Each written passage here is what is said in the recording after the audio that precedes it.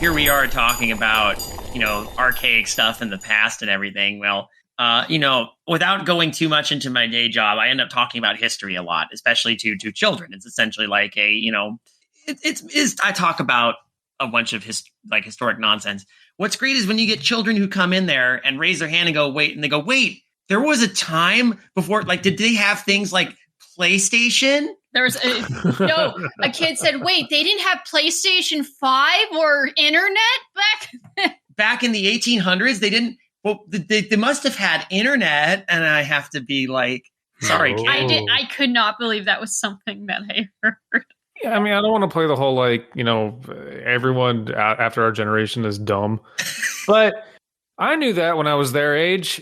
I was aware the internet didn't exist before a certain time period. It could have just been this kid. I mean, how many of these children, though, 6, 7, 8-year-olds at this point have grown up with a iPad in front of their face since birth? So there is a wild part where I saw this quick video that said, I just bought a house. What is this thing? And I'm like, it's a phone and it's it's like a landline. It's a landline plug-in. I'm like, I still have USB cable fits this. I have 3 of those ports that I have, 2 now that I haven't gotten rid of that I need to rip out and then cement up or plaster up because they're that was such a facet of so many houses for so long. You should keep one just for posterity, honestly. Is that one right there that I'm looking at? Is that what? Is that down there? Yeah. On the wall? Yeah. I do believe that is, in fact, a phone jack. Yeah. Wow. I'm staring at one right now. What a and relic. Then there's a part there's something for the cable that I see too. Uh-huh. I remember talking, I was talking to my mom, and this was during lockdown, kind of towards the end. And we were just talking about it because that's all you did back then. And she said, I kind of like this, we can connect via Zoom and stuff, and that's all right, but I really wish we could all unplug after this, and we could just do things, without smartphones and email and all this stuff. And I said, "That's great, Mom. I'll anticipate your letter 5 days from now, asking me if I can hang out next week." And she said, "Oh yeah, well I'll just call you. You don't have a landline, Mom. Remember, it's gone." And yeah, sometimes I will still accidentally dial my parents' house's landline without even thinking, going, "Oh shit, no, that number doesn't exist anymore." Damn. Wow.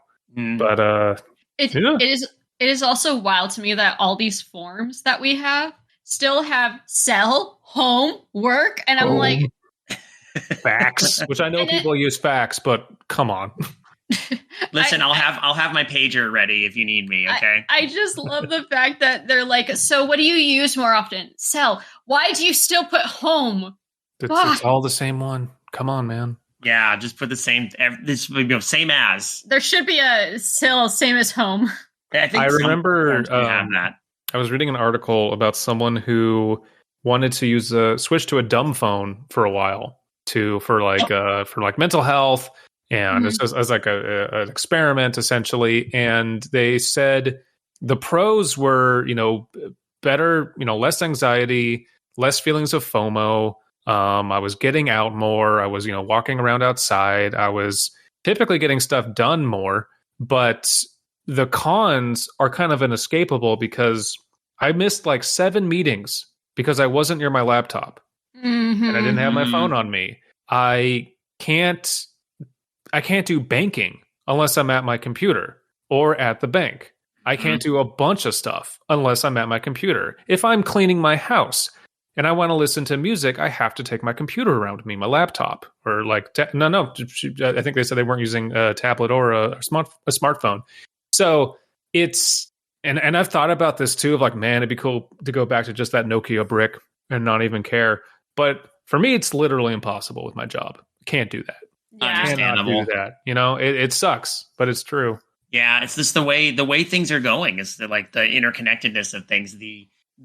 The function of technology now is to just have everything be a thing all the time. Welcome to understudying history analysis, or I am sociology. Yeah, I'm the understudy of history. I understudy for it. I'm there when history can't make it. That's a great title. There when history can't make it. When you can't make history, we will do it for you. I think that's just all propaganda. Oh, yes. Well, well, they say history is written by the victors, right? Who told But if your name's not Victor, then we'll write history for you. When Victor can't be there. Well, either way, my name is not Victor. My name is David.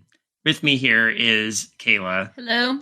And over there, somewhere in a distant place, also an understudy for history, is Abysmii. Hello. And tonight we have for you speaking of history, a story I had to go onto DeviantArt to acquire. Not to bury the lead or anything, but the writer sent me the story via a DeviantArt link, which is where it was posted. And I went, oh no, I can't access the story because it's appropriately. I mean, even scanning through it, it wasn't that bad, but they do the thing that you should do, which is like, hey, there's a content warning on this story, so it doesn't accidentally have like children read it. Although children have encountered way worse on the internet without these filters. Sure. So, but it's only a small thing, but it was just weird having to find out and get back on my old DeviantArt account that I never use anymore because I used to write stuff and put it there. And no, I'm not telling anybody where it is yet. I got a couple daily deviations for short fiction I wrote when I was younger. I'll just say that. And I got the story, put it on a Google Doc, and threw it up here. Before we read the story, though, I should probably read a note from the author who said, "Hi, gang. I've been listening to the podcast for a while, and I'm trying to get back into writing after having to give it up after graduating high school due to lack of time and inspiration. I wanted to submit this story I wrote a couple of years ago for you all to read on the show. It's based off a writing prompt I pulled off Google. But would it be possible to have any feedback sent over to me via email? I haven't had any of my stories posted publicly in years, and I'm not sure my anxiety would ever let me listen to the episode if it were featured." Aw. Yeah. So I get it. Trust me. Yeah. now I will let the author know that we did read the story on the show when I reply, but I will send email feedback. Yeah. For this one. And to continue, also, I'm not sure if you're taking submissions for longer running stories, but I have another story that I've been writing on and off based on a failed Pokemon-themed Halloween event I tried to run back in 2016 that I'd like feedback on as well, but it's currently sitting in 3 parts due to the way I was writing and uploading it. I don't know how long it will ultimately end up being. Do you think we might tackle that, or? I think I would. I'm always interested in seeing people's Pokemon fan fiction. I know I'm legitimately interested. I think that's something we could look at in the future. Now, granted, I think a lot of this year is going to be committed to us reading through the stories of Dr. Satan. Mm-hmm. We're spacing it out a little bit by getting in a user submission every so often, but I wanted to make sure that we, I'd be okay with it. So I will also let it, just in case our author does not listen to this story because of the anxiety. I understand. So I'll mention that in the reply as well. Thanks in advance if you end up going over this and for keeping me entertained all these years. Unfit for Human Consumption is the author's title. All right. Yeah. And the story we have been sent is titled What Lies Beneath. I never saw that movie. Me neither. Nor do I. I actually don't know if this is based on that at all. It probably isn't. It's just a cool title. In all honesty, it's a really cool title. It is. But I also know that it's a movie. Now I'm trying to remember what movie was that one. It's not that. That's not the cave diving one, right? No. That was The Descent. That was The Descent. Yeah. What Lies Beneath is... Oh, that's the one with Harrison Ford and Michelle Pfeiffer. That's a romantic thriller or something. Yeah, it's from 2000. I don't know. I hadn't thought about that in a while. Interesting pairing. All right, so let's... normally, we've been rolling dice recently for this, but since there's only the 3 of us, is there really a need for initiative? Nah. Would you like to start us off, Abysmii? Sure. Okay. What lies beneath? No one really remembers where it all started or what the catalyst was. If you look hard enough, you can find some videos from the earliest days of the event, most of which are vacation videos taken from the cell phones of proud parents watching their children. Ooh, we have like some found footage, something that was posted to the internet and then hopefully, ideally scrubbed, but who knows? Here I was we one of the go. lucky ones, if you can even call it that. I hadn't bothered to go down to the shore in years. I was home alone, backing up some old home videos I had taken on my cell phone to my computer. I was backing up some... Oh, okay, I see. Call me archaic, but even though I know that most things will store themselves virtually, I still like knowing that there are hard copies of the files within easy reach. Should something ever happen, very smart. Hell Amen to that. Yeah, especially now, like... Oh, God. Preserve your media in a physical location. Mm-hmm. By the time we might have to rant about that midway through, just saying. Yeah. I have some stuff to bring up about that. By the time that the first news reports were coming in, I was too lost in my own thoughts to even register the screams coming from my still playing TV in the living room. Oh, that's a hell of a start. Yeah. Very punchy, though. This is only 3 pages, so Yeah. Good to grab me in the first paragraph. Yeah. Oh, this is solid. It's a solid opening paragraph. Makes me interested in what's going to come next. I was going to say for the media backing up thing, there's a whole project online I'm happy to see recently. I don't know if how many people would care about this, but a lot of stuff, older posted content for Magic the Gathering has been scrubbed from the official website. Oh. As, and this, we're talking about story articles, older articles, and there's a whole project that's being put out there to preserve them. And I kind of wish that didn't have to happen. I'm very fortunate that I was paranoid enough to have copy-pasted entire ones related to Ravnica when I was younger, because now they're gone. Mm-hmm.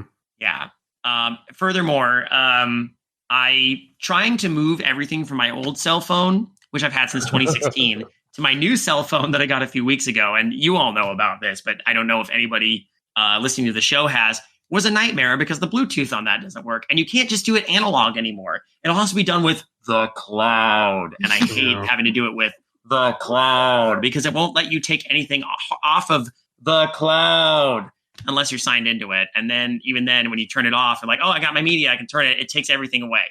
It is becoming a fucking lesson in hacking you have to do to get to your DCIM folder on phones now. Yeah, and it's stupid because really I know stupid. That I do back stuff up to my Google account, but I also just once every few months just offload everything into a hard drive because who knows what the fuck will happen with any of that. Yeah, I have a portable hard drive that I routinely back up with literally everything. Yeah, no, really, people. If you like a YouTube video a lot, save that somewhere because there is no guarantee it's going to stay up. There is zero guarantee anymore. Mm-hmm. Hang on to all your music, please. Yeah. Interestingly enough, I've had the opposite happen where I remember, God, this must have been 10, 15 years ago. I was trying to find this one specific clip from Ally McBeal, and I could not fucking find it anywhere. And then years passed, and then suddenly I'm like, oh, I wonder if that clip totally found it on YouTube, like that. And I'm like, right. Oh, finally. Because someone had the foresight to hang on to it and then upload it years later. Yeah, it basically was, and I'm shocked that nobody thought, oh, you know what? Maybe we should take it's basically Jane Krakowski singing the music in the mirror from oh my god, a chorus line, which I'm shocked there was never a recording of that or anything separated from that. I just it's funny because the last 15 years was me trying to find media songs from movies that nobody gave a shit about. And I basically had to get these cheap ass recordings or find these cheap ass recordings or record it with my goddamn tape recorder. Yeah. And now as an adult, I could so easily find them. And it's just God damn it. Where was this 15 years ago? All right, I have, since we're talking about unable to find media, just doing my quarterly search of, French Kiss is still unable to stream anywhere in the U.S. It does not exist anywhere unless you bought the DVD. I actually asked my sister, because I used to have the DVD, I don't, and then I asked my sister if she had it, and I don't think she has a copy. I don't even love that movie. I just want to watch it again to see if I still I remember kind of liking it, and I'm just curious. For some reason, French Kiss does not exist on streaming. Oh, I don't know why. I know this movie backwards and forwards.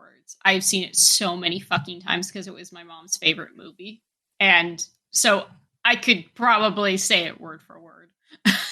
And if you want a weird like nostalgia trip, go look up just like there are, and who knows how long they're going to stay up, but people just they're digitizing their VHS tapes where they would just tape entire runs of Adult Swim for a night, or Boomerang, or Cartoon Network, and they're just up to watch, commercials and all. And wow, is that a trip? And sometimes I will just put that on because I don't have to worry about what next thing am I going to watch, what playlist should I load up. No, that's just a 5-hour video. That's basically like watching TV. Oh, so good. Another thing, I'm going to thank my sister for this. For my birthday last year. So last year.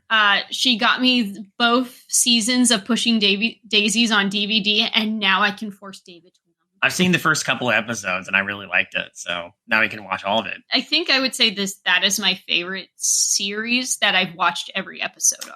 Come to think of it, Benjamin also gave us a hard DVD copy of The Adventures of Briscoe County Jr., so we have that to look forward to as well. Oh, apparently we have to watch Roadhouse at some point. He gave us Roadhouse. Yeah, I mean, watch it at least once. Mm-hmm. Mm-hmm. All right.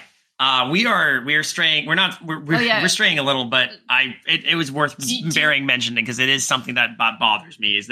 Is the increasing need for media preservation in a world where it just wants you to just be steamrolled.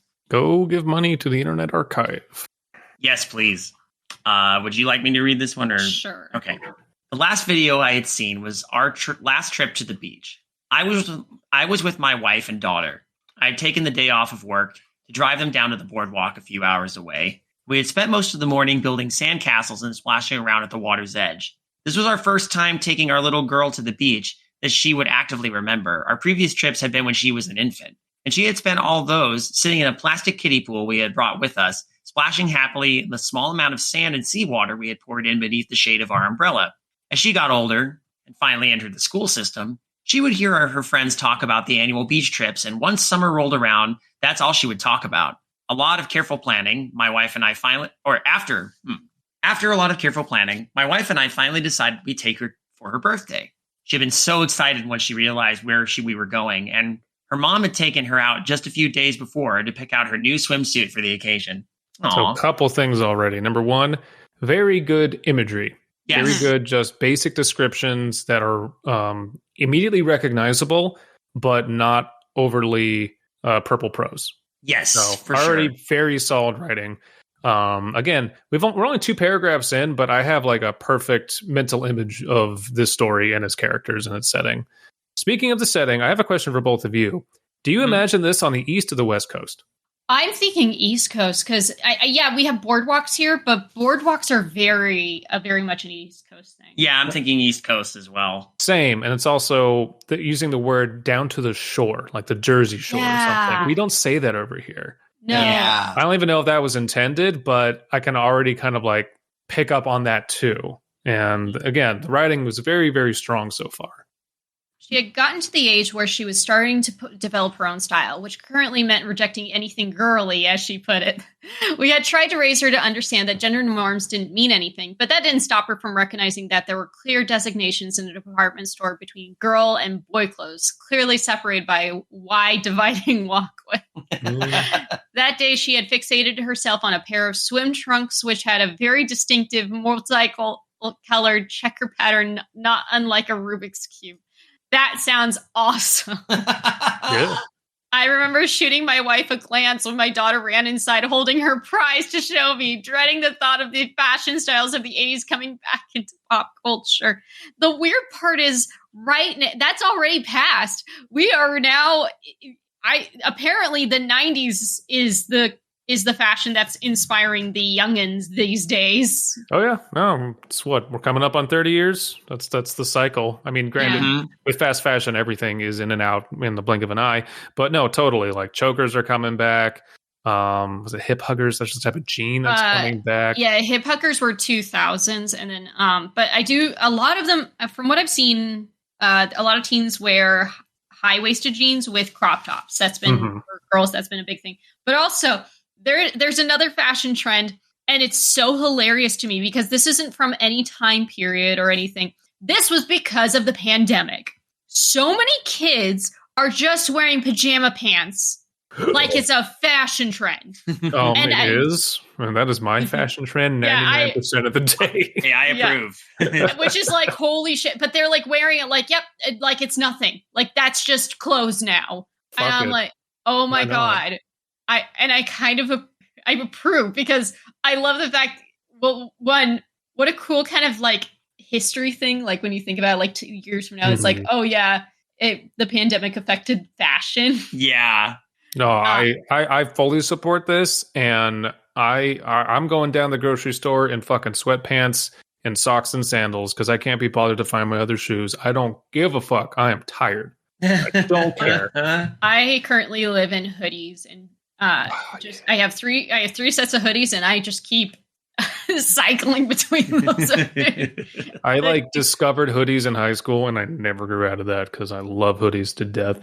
Oh, absolutely. She already had a rash guard that she wore when we visited the neighborhood pool. So all that really needed to be done was removing the netting inside for a more comfortable fit before we headed out. We had left early that morning, and I was fairly certain my daughter had slept in her swimsuit so that she would be able to get into the car much faster when it was time to go. This is great. Netting on a rash guard? The what? So there's every rash guard I've ever worn. No. Never had netting. I think they're referring to the swim trunks. Oh, okay. Sorry. No, you're good. Yeah, because it's part of the same sentence. She already had a rash guard that she wore. So all that was really needed to be done was removing the netting inside. But it doesn't mention. Okay, yeah. So, first criticism. Make sure you're clear on what you're referring to, or it could. I mean, and that's a fucking nitpick. That's just because I know what a rash guard is. But just one suggestion. Tiny nitpick. Tiny. I mean, I was able to pick up on Sure. the trunks, but I also, I don't think everybody might get that. So just putting netting out of the trunks. That's it. The day had been hotter than usual, and the beach was crowded. We had set up a little further back on the sand than I would have liked, but we decided that we would keep an eye out for a spot closer to the water and move if afforded the opportunity. Very common thing at the beach. The opportunity had indeed presented itself as I was escorting my little princess down to the water's edge. I had sent my wife up onto the boardwalk to grab some lunch, and I knew that by the time she got back, someone else would have taken it. For how close this new spot was, we would be able to let our daughter play in the water without the need for one of us to be standing over her the entire time, giving us both some much needed rest and relaxation. Can't talk today. I told her to stay there, that I would take her out once I got back from setting up our chairs again. She smiled up at me in a way that I'm sure had to hurt her cheeks from how excited she was, and agreed. The last clear memory I have of her is the sight of her happily picking up the shells that were being exposed from the gently lapping waves, scampering back and forth excitedly as new ones caught her attention. Oh, so no. is it drowning or is it sea monster? Or drowning by sea monster? Well, we're on the foreshadowed with some event, some catalyst, some big thing happening. Yeah. So let's see. By the time I had finished gathering all of our belongings, I couldn't see her anymore. I dropped everything, ran up and down the shoreline, asked everyone who was in the area if they had seen my little girl. It wasn't long before the beach was cleared and the Coast Guard was called in. I thought that I had instilled a sense of water safety into her from all those visits to the pool when she was growing up. But in the end, children are still unpredictable and curious creatures. In my mind, I can only hope that whatever it was that drew her further into the water, it must have been one heck of a beautiful shell. My wife never forgave me for leaving her alone, and I can't say I blame her. I was being irresponsible. I should have waited for her to come back. If you've never heard the anguished cries of a grieving mother, I don't envy you. Damn. It's the sort of sound that can't be faked. Something raw and primal that you instinctively understand is the sound of an entire world being utterly destroyed. They never found any trace of her, so once they called off the search, we were forced to bury an empty casket. Not long after, my wife decided that the grief was too much, so I was left alone with nothing but the ghosts of memories in the once happy home we had shared together. Damn. Dog. Ooh. That is one hell of a paragraph. Yeah. So far, every paragraph is not wasting time. Yeah, it does exactly what it needs to do with the space it has. And I really like, and maybe they could have put something else in here. Like if I were writing this is what I would add. The pool is not the ocean. They are two completely different environments. And I remember going to the beach with a friend who, where were they from? Georgia? I forget. But like they're from a landlocked state that had like a lake. Mm-hmm. Then the first time they got in the ocean, the lifeguard had to go out and like save them because they didn't understand what tides were really, like being in a tide. And I was a lot younger then, but I was like, just really, what do you mean you don't understand that? And they're like, we don't have oceans in fucking Georgia. But it is also, I feel like this is all, I mean, he's trying to find any excuse to, our narrator is trying to find any excuse, not any excuse. He's trying to find an excuse to justify what happened. I don't think he's trying to justify his actions. He's trying to figure out the why. Like, why did this happen? I thought I knew, but I didn't, and I'm stupid for it. Yeah, I don't think it necessarily. I'm just saying it doesn't necessarily need for him to say, but the ocean is different from the pool. I think he was just trying to find something. I think you're right. Including that from like the character justifying it. I think that's more for the audience. Of just, and maybe it could, maybe like I'm reading into it correctly, and it is implied, doesn't have to be stated. But I just think that would be a cool punctuation. That's it. That's all I'm suggesting. Okay. Yeah. Okay, I can see that. Okay, that makes more sense. But yeah, no, you're absolutely right. The ocean is quite a monster, or a monster compared to a pool. Jeez. Well, what's the saying? I think this has come up time and again. We know more about the depths of space than we do about the entirety of the planet's ocean. Yeah, we still haven't mapped all of the ocean floor yet. Nope. By the time I had pulled myself away from the video of my daughter splashing about happily in the waves, I was met by a very different picture. The same coastline, which had been filled with happy families in the video, which I had been watching moments before, stood in stark contrast to... I think it's supposed to be contrast. That's contrast to what I was now witnessing. Vaguely humanoid forms were rising from the surface of the water, though what exactly they wasn't entirely clear. Their bodies were covered in bits of coral and barnacles, and a good number of them appeared to have entire parts of themselves missing. It's definitely not Zat coming out of the ocean. An entire army of Zats rising from the... He came back with more. If you prick Zat... Do he not bleed? One of the ones that stood out to me the most was the upper torso of what I believed was a man at one point, pulling itself along the ground with fingers covered in algae and caked on sand. Oh, God. Cool. Everyone was panicking, trampling one another in an effort to escape the horror they were now faced with. I stood there, mouth agape, unable to process what I was seeing. I was never a religious man, but even before the death of my daughter, but seeing what appeared to be bodies of the dead rising from beneath the waves was something straight out of a story about the end of days. Yeah, okay. I mean, that's some apocalyptic imagery right there in itself.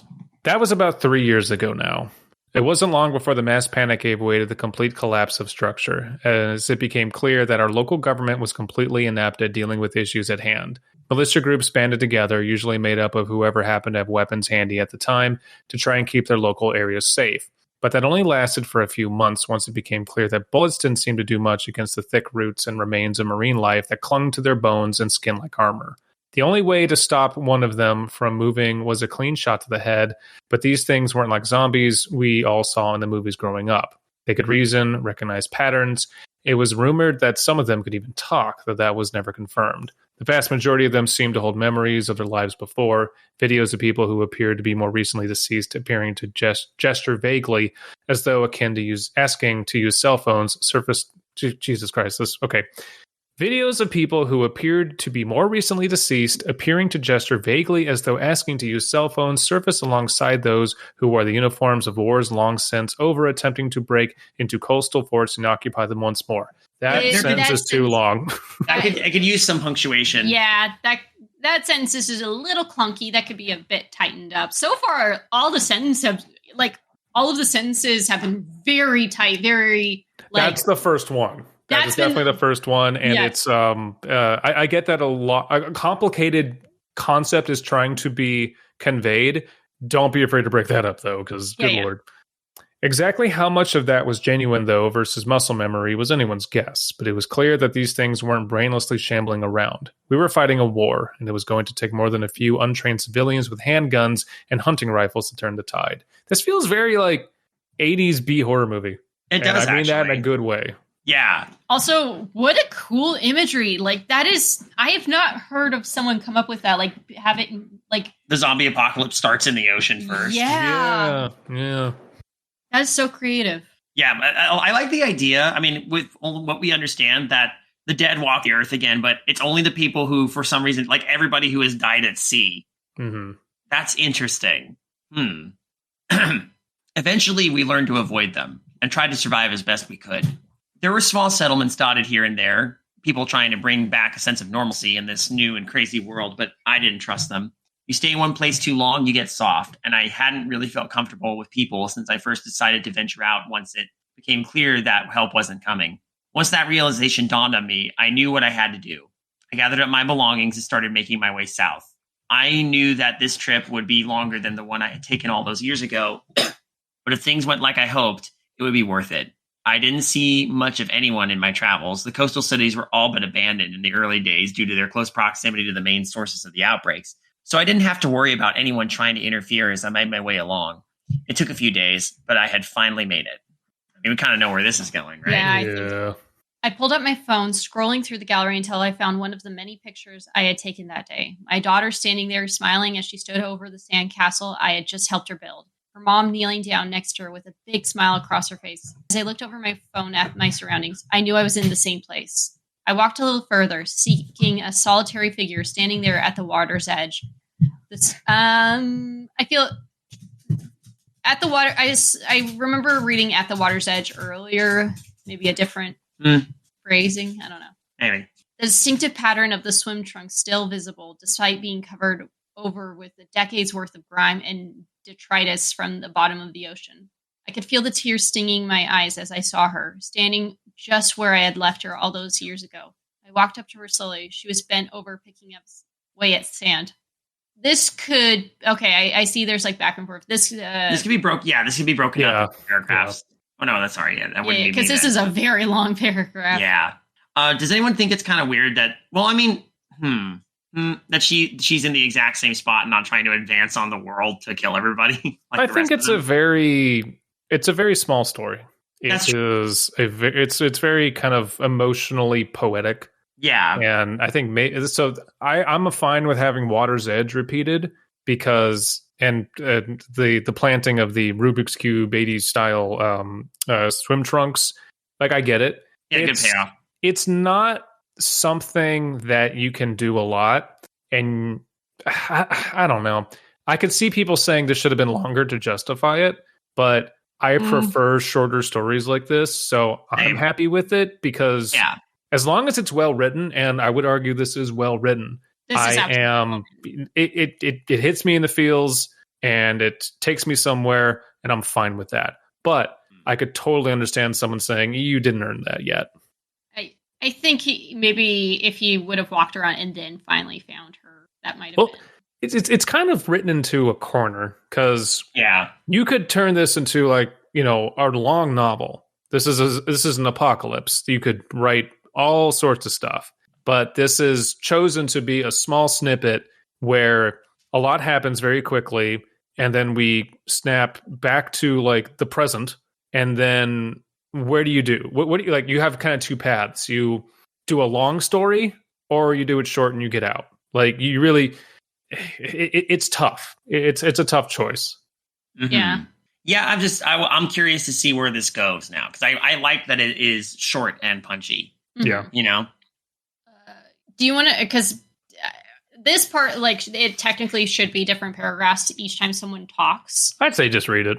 Okay, Princess, I said quietly, not wanting to startle her. She looked up at me, her face marred by bits of coral and shell, and smiled.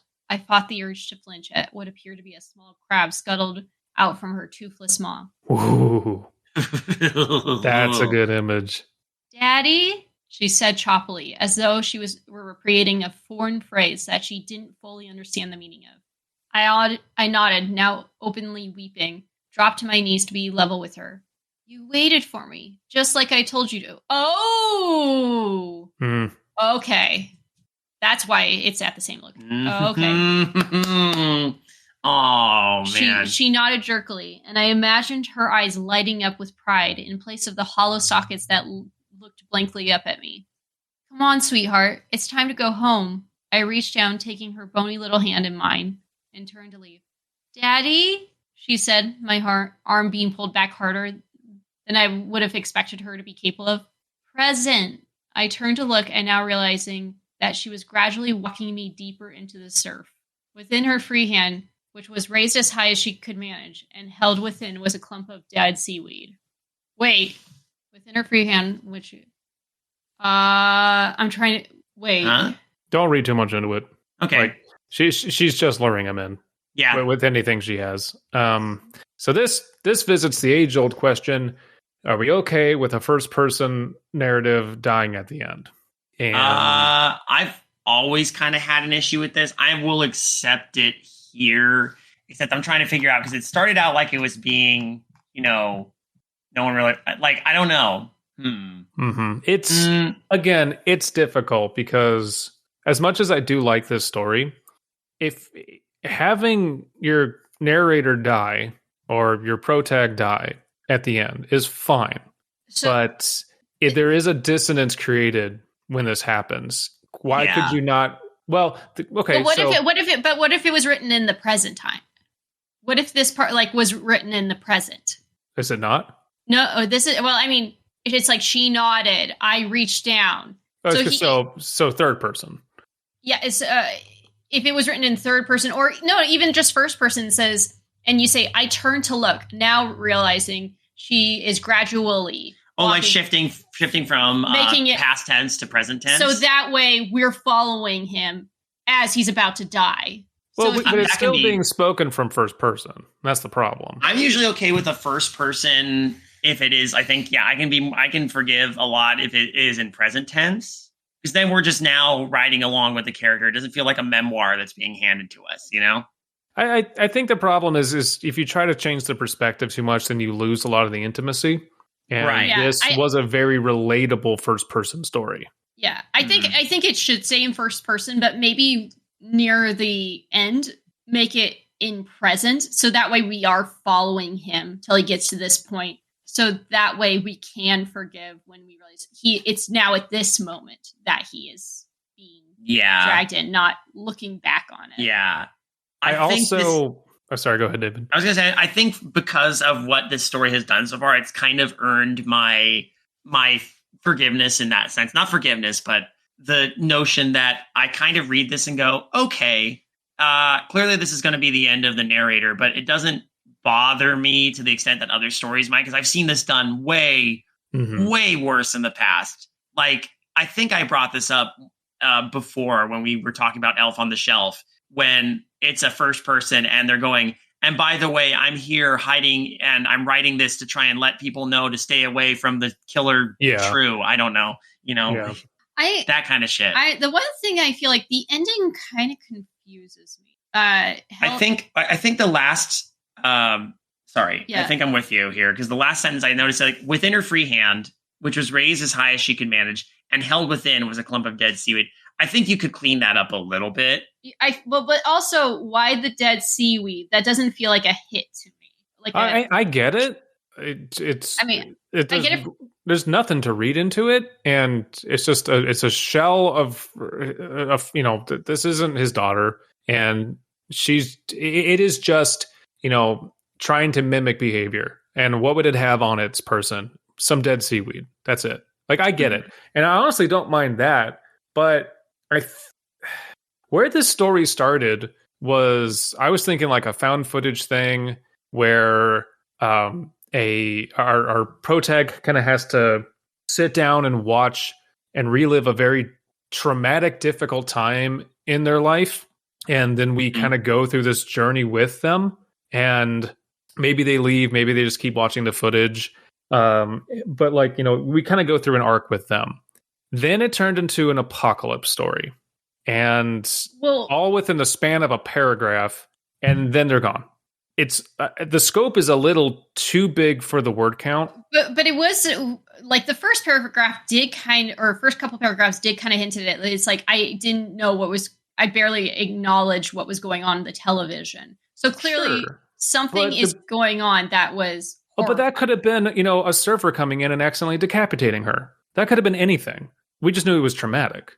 We didn't know it was going to turn into sea monsters popping out of the sea. But earlier on, hold on. Yeah. I'm seeing what Kaela's saying. So in it's like by that time that the first news reports were coming in, I was too lost in my own thoughts to even register the screams coming from my still playing TV in the living room. That's again doesn't have to be an apocalypse. Something's on fire. But there's a shooter. That could have been anything. But it's clearly something important. Something important is going on right now. Of course it's important. That's why they're talking about it. Again, this does not imply apocalypse. At least not to me. It doesn't have to. And that's not where my mind was going. Granted, that's my bias. But my thought was that's the day she disappeared. A masked man or someone in a hood came and took her. And that's the last I saw. Okay, just to clarify, are we talking about, because I don't think that stuff that's on the living room TV is the stuff he's looking at on the footage he's looking at of his daughter. That's not the footage he's sorting out. That's something else. Some other event is happening. Yeah. Yeah. Sorry. No, you're right. Yeah. So I think that I picked that up pretty early. It's foreshadowing a bigger event while he is looking at going through and backing up all this old footage while his TV in the background is playing some news footage that he barely registered. And he's doing all this while the initial stuff is happening with the dead rising from the sea. Sorry. My thought was he had his phone hooked up to a monitor and he was watching. That's my bad. That is my confusion. Okay. Never mind. That's all justified. That's why I was like, okay, yeah. I wanted to make sure I understood where we were all perspective here was, because my mind was that changes everything. Yeah, I actually appreciate the foreshadowing of the apocalypse here. Mm-hmm. Yeah. Okay. No, then never mind. Yeah, never mind. No, I think that's all fine. I know, the story says that's not zombies. Still kind of feels like it, though. I still said zombies, even when he said they're not zombies. Yeah. I mean, I think you could do a lot, the dead rising from the sea. I think you could do a lot with that without making them be too zombie-like. I think that could be explored and maybe changed a little bit. Don't have to, of course. But I mean, I appreciate the attempts at making it seem like they are still kind of their old selves, even as they're doing whatever is that. And I don't mind leaving that vague. Honestly, that's okay. I appreciated that the reason she's still there is the last thing that she heard is wait for me. And whatever this is, that is this facsimile of her or this echo of her that's still in this corpse is kind of on that, but it takes on a sinister edge. I don't mind the concept of the dead coming back, but to call them not zombies is a little odd just because calls attention. Return of the Living Dead. In Return of the Living Dead, the zombies there, once they eat brains, they're intelligent.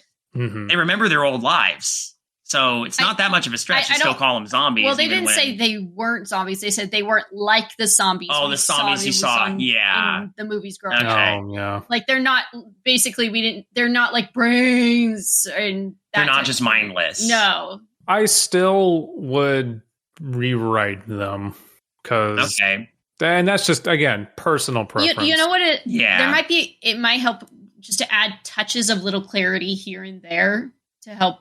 Because from what I'm gathering with the story, explaining the netting being on the trunks, or maybe with the zombies, or I don't know, I don't know.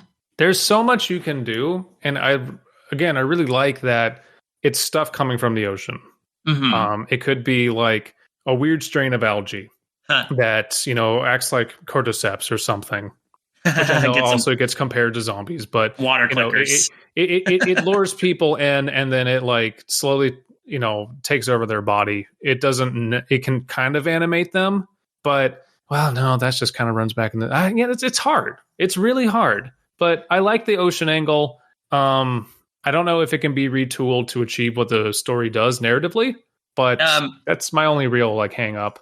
I mean, the story is based on a prompt, and based on what I saw, it was the idea of the dead rising from the sea. Like, I remember reading that in the DeviantArt description. That was the prompt that inspired Unfit for Human Consumption to do this story. So I like they took that concept and then added this kind of human angle with the father-daughter thing. Honestly, I'm pretty okay with this story. Yeah. I think it's it has a good like it gave a little sense of who the daughter was. It gives a sense of like the relationship between the husband and wife and all that. And then him going back to find his daughter, and the fact that he said, "Oh, you waited for me." That had a punch to it. I was like, "Oh, that's good." That was good. The only thing that I'm a bit iffy about is the ending. I get that she's trying to pull him into the water, but I don't get the holding a clump of seaweed. I know it doesn't bother you, Abby, but I don't know. It just feels it doesn't have as poignant a finish as I would like. Like, I think a part of me wants, although it could be okay. If it was, because I was thinking, is like, well, what if it's like a shell or something like that? Like, you know how she was looking for shells before she died. But then that might hint at the fact that it really is her and she does remember things and all that. Yeah. But I don't know if that's something that the writer wants to intend or not. I do here's one thing I think about that last sentence. I think to clean it up, if you just had it, because I understand that your word within is used twice. Within is her free hand, which was raised as high as she could manage, and held within was a clump of dead seaweed. Little clumsy with the wording, just a little bit. But what I think is I think I get what the author is going for in terms of like the story is called What Lies Beneath, but but I also think of What Lies Within. So maybe that's where my head is going. But I don't know. I feel like you could just clean it up to like with her free hand was raised as high as she could manage, and within was held within was a something. That raises an interesting point. Is What Lies Beneath kind of a weak title? It kind of is. The problem is it's already a movie title, and my brain automatically thought of even that set aside. Obviously, it's referring to the dead rising from the sea, but most of the story is not spent below the ocean, if at all. So, yeah, I think it could be a better title, but I as someone who is just so bad with titles. I've always just been bad with titles. So whenever I've written something, it's always the last thing that I do.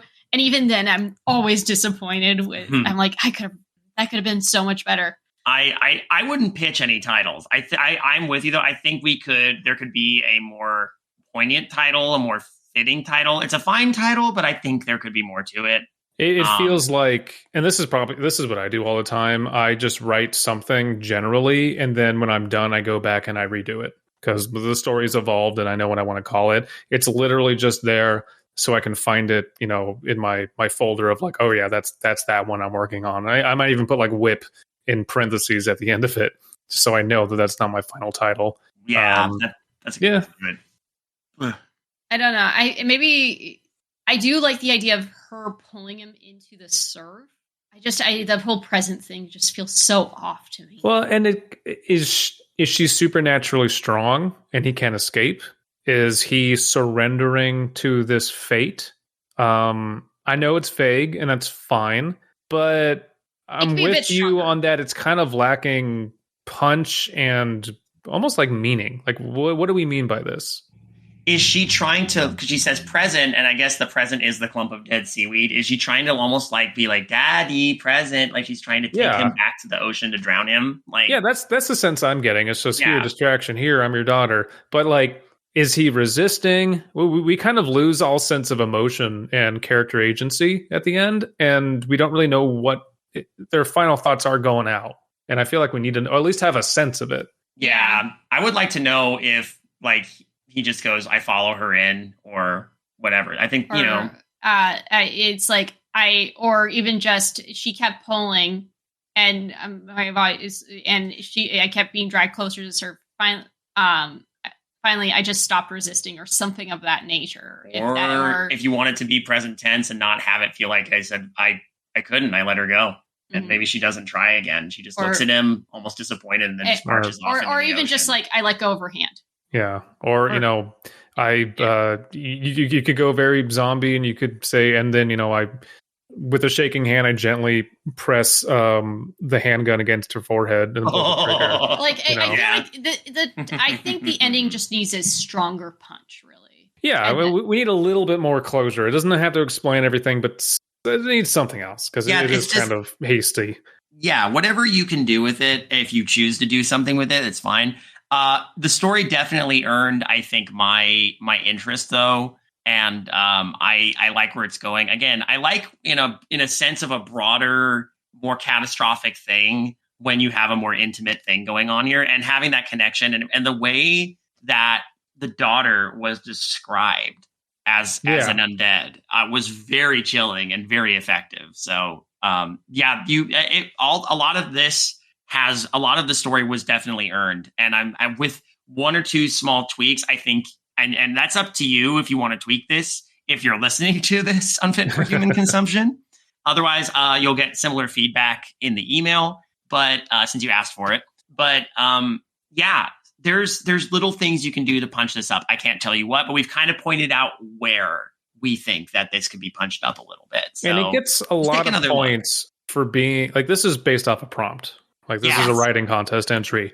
They have built-in limitations. So if this is, what was submitted, it was probably done under a deadline, and you didn't just spend all of your time getting this to be perfect and then submitted it for our review or whatever. Yeah. So again, a lot of leniency, and even then, I liked the story. It was a very fun read. Yeah, this was great. I enjoyed it. There's a lot of great details. The descriptions of the monsters is very creative, very unique. Mm-hmm. The daughter with the toothless maw is like, oh, the crab. Yeah. Oh, that's great. There's some really creepy imagery when you think about the way that what happens when something is left out in the water, in the sea for too long. We've explored that before on this show many times. So why don't we leave this with a freshness rating? How do you all feel? I would give this a clump of dead seaweed out of a rash guard. Then the rash guard, I was surfing and I fell off my surfboard and I got a bunch of dead seaweed in my rash guard. Oh shit, that's no fun. True story. That's fun. It's just surfing. I didn't know you surfed. I did. How have I known you this long and not known that you surfed at one point? Well, because I haven't done it in like fucking forever because I don't live close enough to the ocean anymore. Valid. Okay. I didn't surf but I boogie boarded as a kid in the ocean quite a bit. Yeah. I couldn't stand up. Fair. That scared me. I could push off and let my body go woo. Mm-hmm. But, freshness. I will give this a glass of salty seawater. Yeah, you know what? That's just a glass of salty seawater. I delicious. No, that's fair. I will give this defying gender norms out of buying a pair of Rubik's Cube board shorts. You know what? Actually, I give this the waking up hungover and walking to the boardwalk and breathing in the salty sea air to just sober you up. There you go. Out of, as you do that, a claw reaches down from under the pier and pulls you into the sea. Yes. Yes. Oh, that's good. I literally just thought of the glass of seawater just because I looked and there's a glass of water on the table and I'm like, fuck, I can't think of anything. That's your prompt. There you go. See, this is... Oh my god! Here's your prompt. Shit. It's well, it works on honestly. Hey, thank you all for listening. Thank you, Unfit for Human Consumption, for agreeing to share this story with us. It takes a lot sometimes to send a story to anybody for public viewing and even for critique. So I always appreciate when people do that. So thank you very much. If you would like to submit a story for us to read, midnightmarinara@gmail.com is the best place to reach out to us. You can send that there, or you can contact us through various means. You can reach out to us at creativehorror.com. That's our main base of operations. If you'd like to reach me through various social media means, I just got a Blue Sky account because fuck X. I can't. The thing is, I got a new phone and I vowed to myself, hey, if I ever have to switch from Twitter to X on the phone. I'm not going to reuse it anymore. And sure enough, if I try to download it, it's always going to be the X app. So it's time to go to Blue Sky. See, if you want to follow me there, I'm not posting a lot right now, but you can find me at crackmac.bluesky or whatever it is that they do for the code. It's my author handle for a while, and decided, you know what, it's time I kind of gave myself a more personal handle there. So yeah, if you want to reach out to me there, you can. Also, you can follow us on Patreon if you'd like to support us on Patreon, patreon.com/creative horror. We were just talking earlier about your Patreon dollars at work, and you can hear about that at the dregs for this episode, which I think is going to be a good one. But you have dregs, you have some bonus content from the Jameson tapes, and Alan Gets Drunk and Watches a Thing is a new feature that is going to be on the show. Alan was just talking to us about patrons. Only for patrons, though. Alan was just talking to us about how he's going to be talking about, I think, Madam Web. Yeah. I'm excited to hear him talk about Madam Web. And yeah, creativehorror.com is where you can reach us. Check out all of our other fantastic podcasts, such as the Jameson Tapes, The Witching Hour, Trick or Track, Darkly Lit, Midnight Marinara, and more. I think the funniest thing I've heard about Madam Web is somebody said, someone said was, I had a root canal and then went to see Madam Web, and I'm surprised the root canal wasn't the most painful thing that happened to me that day. Good evening, intrepid listeners. This is the Pasta Shade, the host of Midnight Marinara, and this podcast is part of CreativeHorror.com, a network of podcasts and creators working together to build a constructive community of horror fans. For more content like this, visit us at CreativeHorror.com.